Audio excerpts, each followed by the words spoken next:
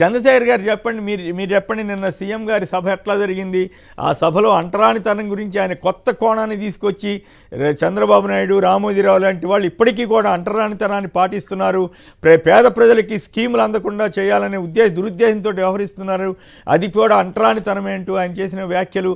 ఆ తర్వాత అయినప్పటికీ కూడా ఈనాడు, ఆంధ్రజ్యోతి వంటివి చెడరాసే విధంగా విగ్రహావిష్కరణ సభని వక్రీకరిస్తున్నారు, అలాగే వ్యాన్ పిక్ భూముల్ని వక్రీకరిస్తున్నారు.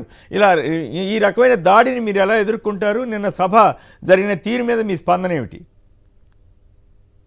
కేసర్ గారు, ముందుగా మీకు ప్యానెల్లో ఉన్నటువంటి పెద్దలకి, అలాగే సాక్షి టీవీ ప్రేక్షకులకి, వీక్షకులకి శుభోదయం సార్. చాలా సంతోషం, చాలా రోజుల తర్వాత తమరిని ఈ వేదికగా కలుసుకునేటటువంటి భాగ్యాన్ని మాకు ఇచ్చినందుకు మీకు కృతజ్ఞతలు. ఎందుకంటే మీ లైవ్ షోలకే ఒక గొప్ప వన్య తెచ్చినటువంటి షోస్ మీ కేసీఆర్ చాలా సంతోషం. అయితే సార్, వైఎస్ఆర్ కాంగ్రెస్ పార్టీ చెప్పింది చేస్తుంది, చెప్పినటువంటి మాటకి కట్టుబడి ముందుకు వెళ్తుంది అనేది నిరూపించటానికి నిన్న జరిగినటువంటి ఈ మహా శిల్పం యొక్క ఆవిష్కరణ మహోత్సవాన్ని గమనించినటువంటి ప్రతి ఒక్కరికి కూడా అర్థమవుతుంది. గతంలో చంద్రబాబు నాయుడు గారు ఏదో దళితుల మీద ప్రేమ ఉన్నట్టు, అంబేద్కర్ గారు ఆదం మీద ప్రేమ ఉన్నట్టు వారిని వంచి మోసం చేస్తూ 5 సంవత్సరాల వారి యొక్క పరిపాలనా కాలంలో ఎక్కడా కూడా వారు చెప్పినటువంటి అంబేద్కర్ గారి వనాన్ని ఏర్పాటు చేస్తానని తప్పించుకొని 5 సంవత్సరాలు పారిపోయినటువంటి వ్యక్తి చంద్రబాబు నాయుడు గారు. నిన్న మీరు కానీ చూసినట్లయితే అంబరాన్ని అంటినటువంటి సంబరాల మధ్యలో దాదాపుగా ప్రపంచంలోనే అతి ఎత్తైనటువంటి అంబేద్కర్ గారి విగ్రహాన్ని ఓపెన్ చేసినటువంటి సీఎం గారు, గౌరవ ముఖ్యమంత్రి వర్యులు శ్రీ జగన్మోహన్ రెడ్డి గారు, వారు చెప్పినటువంటి మాటకి కట్టుబడి ప్రపంచం తల ఎత్తుకొని చూసేటటువంటి విధంగా ప్రపంచంలో ఉన్నటువంటి ప్రతి దళిత బిడ్డ, ప్రతి అణగారిన వర్గాలు, ప్రతి కుటుంబాలు కూడా తల ఎత్తుకొని చూసే విధంగా ఒక మహా అద్భుతాన్ని సృష్టించే విధంగా ప్రజలందరికీ కూడా ఎంత గొప్పగా ఈ యొక్క కార్యక్రమాన్ని నిర్వహించారు అనే చెప్పుకునే విధంగా చేసినటువంటి ఈ మహా సామాజిక న్యాయ మహాశిల్పం యొక్క ప్రతిష్ట ఏదైతే జరిగిందో, ఓపెనింగ్ ఏదైతే చేశారో, అది ఎంత గొప్పగా ఎక్కడ చేశారు? విజయవాడ నడిబొడ్డులో చేశారు. గతంలో అంబేద్కర్ గారి విగ్రహాలను పెట్టించడానికే వెనకాడినటువంటి ఈ యొక్క రాజకీయ పార్టీలు గాని, అప్పుడు పరిపాలించినటువంటి నాయకులు గాని ఆలోచించాలి. ఇంత గొప్ప కార్యక్రమాన్ని ఎవరు ఏమనుకున్నా, సమాజం ఎలా తీసుకున్నా, సమాజంలో ఉన్నటువంటి ప్రతి సామాజిక వర్గం కూడా అభివృద్ధి పదంలో ముందుకు వెళ్లే విధంగా అన్ని సంక్షేమ పథకాలని అందరికీ అందిస్తూ వారికి ఆకాంక్షలను నెరవేరుస్తూ ముందుకు తీసుకెళ్తున్నటువంటి ప్రభుత్వం, దళితులపై ఉన్నటువంటి ప్రేమ ఎంత గొప్పదో నిన్న ఈ వేదికగా, విజయవాడ వేదికగా మనం చూసాం. మీరు పక్కన తెలంగాణ రాష్ట్రంలో కూడా ఒక విగ్రహాన్ని పెట్టారని కొన్ని పత్రికలు మాట్లాడుతున్నాయి.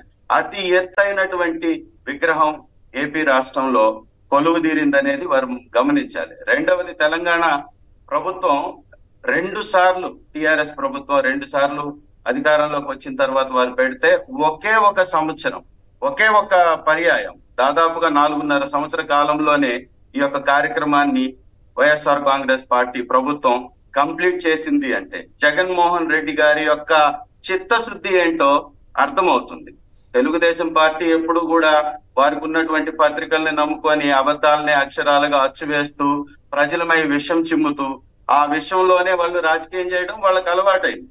మీరు నిన్న జగన్మోహన్ రెడ్డి గారు అన్నటువంటి మాట, అంటరానితనం రూపు మారింది అనే విధంగా మాట్లాడినటువంటి మాటను ఒకసారి మీరు గాని గమనిస్తే, రాజకీయం అంటే కొంతమంది పెత్తందారులకే, అధికారం అంటే కేవలం డబ్బున్నటువంటి వ్యాపారస్తులకే అని మార్చేసినటువంటి చంద్రబాబు నాయుడు గారు, వారు పక్కనున్నటువంటి 10 మంది కొఠారీకి మాత్రమే అధికారాన్ని అప్పచెప్పి ఈ రాష్ట్రంలో ఉన్నటువంటి వనరుల్ని దోచుకొని 100 కేసుల్లో పట్టుబడ్డా కూడా ఈ పచ్చ పత్రికలు నిత్యం రాసేటటువంటి ఈ యొక్క వార్తల్ని చూస్తే ప్రజలు చీదరించుకుంటున్నటువంటి పరిస్థితి ఏంటి? ఈ రాష్ట్రానికి తెలుగుదేశం పార్టీ తెచ్చింది అని చెప్పలేనటువంటి ఈ పత్రికలు గతంలో 40 సంవత్సరాల కాలంలో తెలుగుదేశం పార్టీ ద్వారా వచ్చినటువంటి అభివృద్ధి ఏందో అచ్చు వేసే ప్రయత్నం ఎందుకు చేయట్లేదు?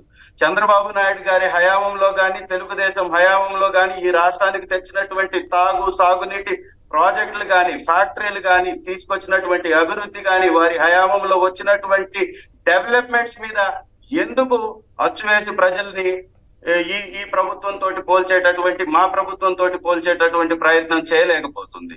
ఇచ్చినటువంటి పథకాలను పోల్చి ఎందుకు చెప్పలేకపోతుంది? కేవలం ప్రభుత్వం తీసుకుంటున్నటువంటి నిర్ణయాల మీద, ప్రభుత్వం విధానాల మీద, ప్రభుత్వం ఇస్తున్నటువంటి పథకాల మీద కేవలం అబద్ధాలను మాత్రమే అచ్చువేసి, అచ్చోసినటువంటి ఆంబోతుల్లాగా వారిని ప్రజల మీదకు వదిలేసి ఈ రకమైనటువంటి దుర్మార్గపు క్రీడ చేయడం అంటే ఇది కూడా ఒక రకమైనటువంటి అంటరాంతనమే కదా. బడుగు బలహీన వర్గాలకి విద్యను అందిస్తుంటే దాని మీద విషం చిమ్మేటటువంటి ప్రయత్నం చేస్తారు. వ్యవసాయ రంగానికి అభివృద్ధిని అందిస్తుంటే, రైతులకి సహాయాన్ని అందిస్తుంటే దాని మీద విషం చిమ్మేటటువంటి ప్రయత్నం చేస్తారు.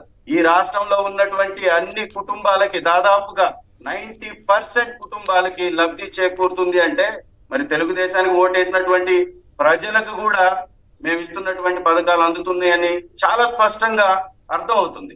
మీరు ఒకటి గమనించినట్లయితే సార్, కేఎస్ఆర్ గారు, నేను ఇప్పుడు ఇన్ఛార్జ్ గా ఉన్నటువంటి ఎర్రగొండపాలెం నియోజకవర్గంలో 2,03,800 మంది ఓటర్లుంటే 1,84,678 మంది ఓటర్లకి పథకాలు అందాయంటే అక్కడ వైఎస్ఆర్ కాంగ్రెస్ పార్టీతో పాటు తెలుగుదేశానికి వివిధ పార్టీలకు వేసినటువంటి ప్రజలకి కూడా పథకాలు అందాయని కనపడుతున్నప్పుడు ఎలా తప్పుడు విషపు రాతల ద్వారా తప్పించుకొని రాజకీయం చేయాలని వారు ప్రయత్నం చేసినా విఘ్నులైనటువంటి ప్రజలకి తెలుసు, పథకాలు ఏ విధంగా వారి కుటుంబాలకు అందుతున్నాయో తెలుసు.